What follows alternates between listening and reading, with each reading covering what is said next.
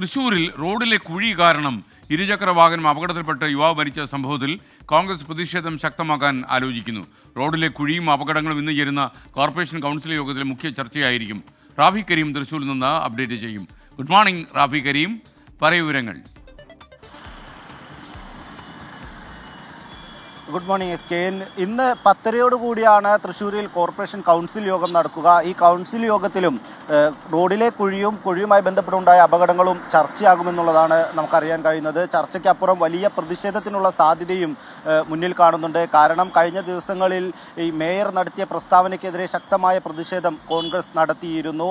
ഈ വിഷ്ണുദത്ത് എന്ന യുവാവ് കുഴിയിൽ ചാടാതിരിക്കുന്നതിന് വേണ്ടി ഇരുചക്ര വാഹനം വെട്ടിച്ചതിനെ തുടർന്നുള്ള അപകടത്തിൽ മരിച്ചതിന് തൊട്ട് പിന്നാലെയാണ് ഇത്തരത്തിൽ വലിയ പ്രതിഷേധവും ഒപ്പം തന്നെ മേയറുടെ പ്രസ്താവനയ്ക്കെതിരായ ശക്തമായ പ്രതിഷേധവും തൃശ്ശൂരിൽ അരങ്ങേറിയത്. ഈ അപകടവുമായി ബന്ധപ്പെട്ടുകൊണ്ട് മേയർ നടത്തിയ പ്രസ്താവന, ഈ റോഡിൽ കുഴിയുണ്ടെങ്കിൽ ആ കുഴി അടയ്ക്കേണ്ടത് കൗൺസിലർമാരുടെ ഉത്തരവാദിത്തമാണ് എന്നുള്ളതാണ്. ഒപ്പം തന്നെ ഈ യുവാവ് മരിച്ചത് റോഡിലെ കുഴി മൂലമല്ല, മറ്റൊരു വാഹനം പിന്നിൽ നിന്ന് ഇടിച്ചതാണ് കാരണമെന്നാണ് ഈ കോർപ്പറേഷൻ മേയർ നടത്തിയൊരു പ്രസ്താവന. ഈ പ്രസ്താവനയ്ക്കെതിരെയും ശക്തമായ പ്രതിഷേധം ഇന്നലെയും ഒപ്പം തന്നെ കഴിഞ്ഞ ദിവസങ്ങളിലും കോൺഗ്രസിന്റെ ഭാഗത്ത് നിന്ന് തൃശ്ശൂരിൽ ഉണ്ടായിരുന്നു.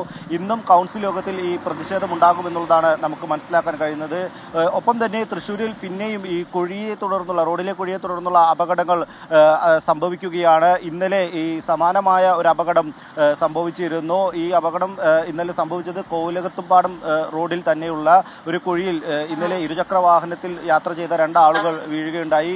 ഇരുവർക്കും നല്ല പരിക്കേറ്റിട്ടുണ്ട്. തൃശ്ശൂർ സ്വദേശികളായ തോമസ് ഒപ്പം തന്നെ ബീന എന്നിവർക്കാണ് ഇന്നലത്തെ അപകടത്തിൽ പരിക്കേറ്റിരിക്കുന്നത്. ഈ സംഭവം എന്തായാലും വലിയ ചർച്ചയാവുകയാണ്. തൃശ്ശൂർ നഗരത്തിന് കോർപ്പറേഷൻ പരിധിയിലുള്ള റോഡുകളിൽ ഇപ്പോഴും കുഴി രൂപപ്പെട്ടിട്ടുണ്ട്. താൽക്കാലികമായി മണലും കല്ലുമെല്ലാം ഉപയോഗിച്ച് കുഴി അടയ്ക്കുന്ന പ്രവർത്തനങ്ങൾ നടക്കുന്നുണ്ടെങ്കിൽ പോലും ശക്തമായ മഴയിൽ ഇതൊന്നും തന്നെ നിലനിൽക്കുന്നില്ല. പിന്നെയും വീണ്ടും കുഴി രൂപപ്പെടുകയാണ്. ഇരുചക്ര വാഹനങ്ങളാണ് ഇതിൽ കൂടുതൽ അപകടത്തിൽപ്പെടുന്നത്. ഇന്ന് നടക്കുന്ന കോർപ്പറേഷൻ യോഗം ഈ സംഭവവുമായി ബന്ധപ്പെട്ടുകൊണ്ട് ഏറെ നിർണായകമാണ്. ഓക്കെ, റാഫി കരീമാണ് തൃശ്ശൂരിൽ വിവരങ്ങൾ നൽകിയത്.